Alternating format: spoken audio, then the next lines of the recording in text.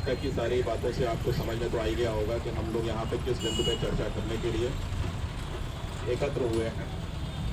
पीछे बोर्ड भी लगा हुआ है, होर्डिंग है, मिशन शक्ति। अब ये मिशन शक्ति है क्या?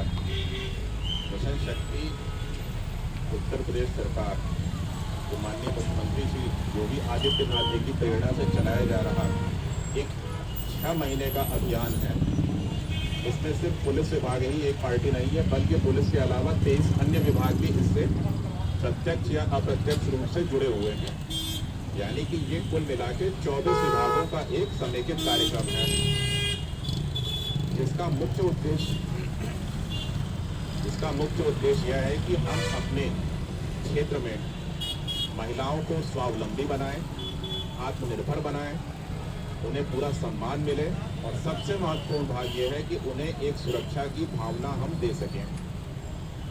इन चारों शब्दों को अगर हम ध्यान से सोचें, स्वावलंबी बनाना, आत्मसम्मान होना, सुरक्षा की भावना देना, आत्मनिर्भर बनाना, इन सब में जब तक सुरक्षा की भावना डोमिनेट नहीं करेगी, इन्वॉल्व नहीं होगी, विकसित नहीं होगी, तब तक बाकी तीनों चीज़ें नहीं हो सकती। अगर हमें आत्मनिर्भर बनना है तो हमें घर से बाहर निकलना होगा, और अगर हमारे मन में यह है कि हमें बाहर निकलने में खतरा है तो फिर हम नहीं बन सकते हैं आत्मनिर्भर। स्वावलंबी बनना हो, यही कारण है।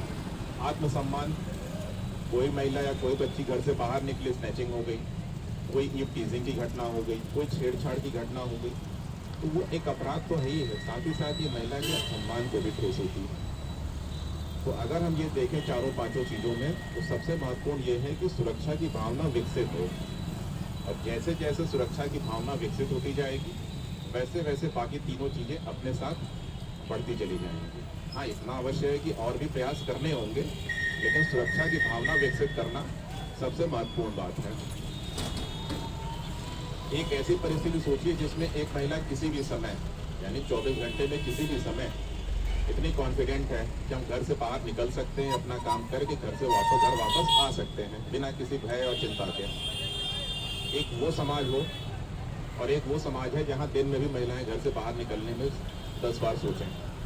तो आप अपने आप तुलना कर सकते हैं कि किस समाज में महिलाएं ज़्यादा स्वावलंबी होंगी, कितना ज़्यादा आत्मनिर्भर होंगी या ज़्यादा कॉन्फिडेंट होंगी। तो सुरक्षा की भावना विकसित करना सबसे महत्वपूर्ण काम है आज की परिस्थिति में। सुरक्षा शब्द आते ही सबके दिमाग में एक ही एजेंसी याद आती है, वो है क्या है? पुलिस है। जैसे ही हम सुरक्षा की बात करते हैं, वैसे ही हमें पुलिस की भूमिका अपने आप दिखाई देने लगती है। तो ये प्रोग्राम मुख्य रूप से हम और आप इसलिए कर रहे हैं कि हम सड़क पे चलने वाली महिलाओं में एक सुरक्षा की भावना विकसित कर सकें। अगर हम सड़क पे चलने वाली महिलाओं में e rickshaw, auto rickshaw, tempo या अन्य सार्वजनिक परिवहन के जो साधन हैं, इनका प्रयोग करने वाली महिलाओं का प्रतिशत देखें तो ये 75% से अधिक आता है। रुक जाओ बेटा, पीछे से आओ। तो जो सार्वजनिक साधन है जिसमें कोई भी व्यक्ति बैठ सकता है, सब अपेक्षित किराया देके, अगर हम इन साधनों में देखें जो महिलाएं चल रही हैं, उसमें निजी वाहनों से चलने वाली महिलाओं की तुलना में ये बहुत ज़्यादा है। तो जब तक हम समाज की 80% या 85% महिलाएं जो कि सार्वजनिक साधनों का प्रयोग कर रही हैं, और उसमें भी सबसे ज़्यादा ऑटो रिक्शा और ई रिक्शा छोटी दूरियों के लिए, अगर हम उनमें बैठने वाली महिलाओं में अगर सुरक्षा की भावना विकसित कर सकें, तो हमारे लिए एक ये बहुत बड़ी अचीवमेंट होगी, उपलब्धि होगी। इसलिए आपका ये कार्यक्रम आज यहाँ पर किए जाने की आवश्यकता हमें महसूस हुई। सुरक्षा की भावना विकसित करना पुलिस का उत्तरदायित्व है, और हम अपनी तरफ से हर भरसक प्रयास कर रहे हैं। सबसे पहले मधु ने आपको बताया, हमारी एंटी रोमियो टीम प्रभारी हैं। हम लगातार जो है कंटिन्यूसली पूरे थाने में 26 टीमें हैं जो और काम कर रही हैं।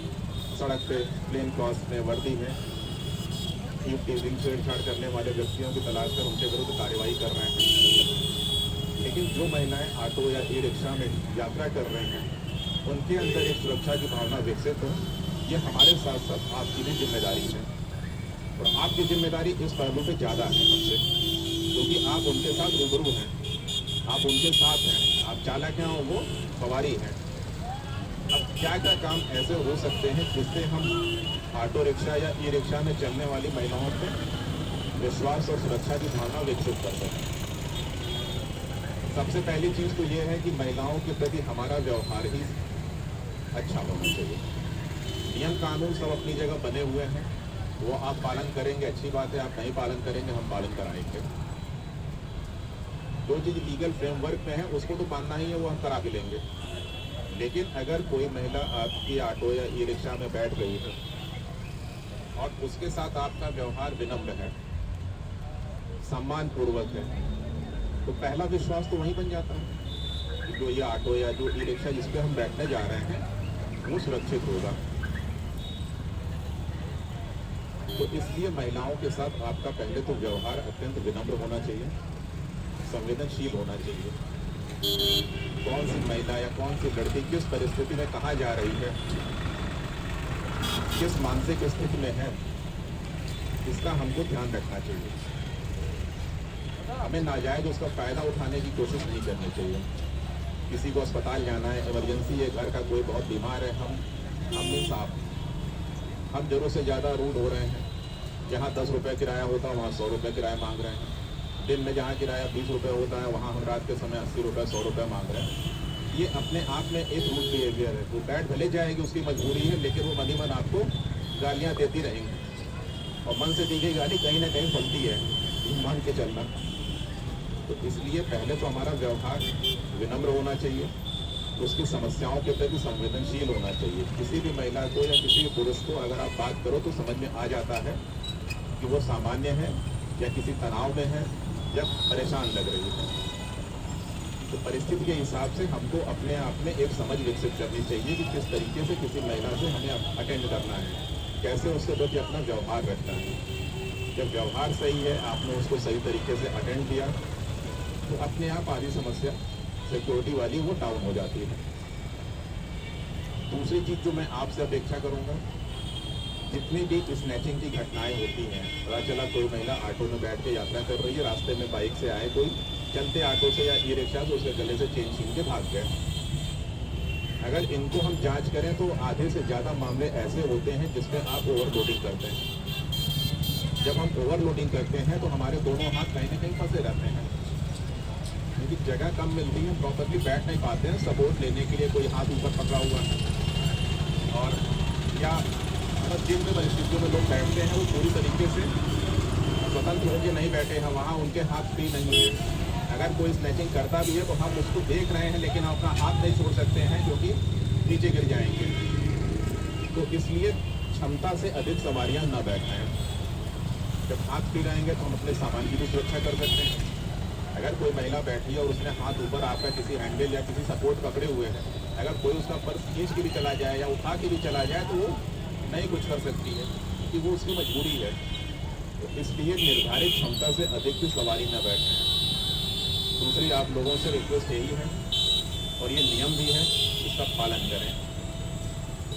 तीसरी चीज़ ये है कि सुरक्षा की भावना तब विकसित होती है जब हम सामने वाले के बारे में पूरी जानकारी रखते हैं। अगर मुझे पता है ये सत्येंद्र है, ये हमारे यहाँ के टीआई हैं, ये ट्रैफिक इंस्पेक्टर हैं, यातायात व्यवस्था संभालने के लिए पुलिस विभाग के नोडल अधिकारी हैं, तो हमारा इनके प्रति जो नजरिया होगा वो भिन्न होगा, फ्रेंडली होगा, विश्वास ज़्यादा होगा, बजाय उस व्यक्ति को जिसका न नाम जानते हैं, न पता जानते हैं, न काम जानते हैं। तो इसलिए आप सभी से ये अनुरोध है कि अपने ऑटो में या ई रिक्शे में अंदर किसी ऐसे स्थान पे जो पीछे बैठी सवारी को आसानी से दिख सके, तो वहाँ पे अपना गाड़ी का रजिस्ट्रेशन नंबर, वाहन के स्वामी का नाम, मोबाइल नंबर, चालक का नाम और मोबाइल नंबर ये अवश्य लिखें। क्योंकि जैसे ही आप लिखेंगे या कोई महिला सवारी रात के समय या देर शाम बैठती है तो वो तुरंत उसको फोटो खींच के अपने घर पे किसी को सेंड कर सकती है। घर वालों को मालूम रहेगा कि हाँ वो किस ऑटो में बैठी है, किस ई रिक्शा में बैठी है, उसमें कौन सा ड्राइवर है और कौन सा स्वामी, उसका वाहन स्वामी है। तो वो और अपने आप को सुरक्षित महसूस करती है। अगला और हम ये कर सकते हैं कि जितने भी पीछे ये हेल्पलाइन नंबर दिए हुए हैं, चाहे 181 है, 1090 है, 1076 है, 112 है, जो भी किसी न किसी तरीके के आपातकालीन सेवाएं हैं, इन नंबरों को हम अंदर ऑटो रिक्शा में या ई रिक्शा में प्रॉपरली डिस्प्ले करें।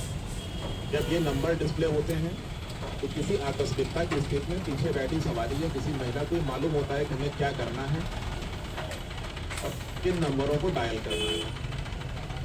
ये कुछ ऐसे तरीके होते हैं जिसका प्रयोग करके या जिन सिद्धांतों का हम पालन करके ऑटो या ई रिक्शा में बैठने वाली सवारी को और अधिक जागरूक और सुरक्षित बना सकते हैं। इसलिए जरूरी है कि हम इन सिद्धांतों का पालन करें और सड़क पे यात्रा करने वाली महिलाओं के लिए आवागमन को और सुगम सुरक्षित बनाएं।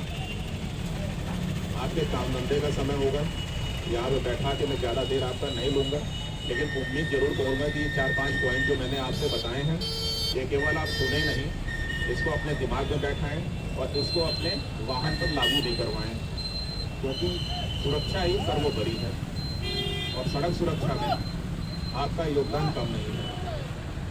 तो मैं इसी के साथ अपनी वाणी को विराम देता हूँ और आप सभी ने समय निकाला, इसके लिए आप सभी को धन्यवाद भी करता हूँ। आगे मंच के संचालन के लिए मैं धनराज को इन्वाइट करता हूँ।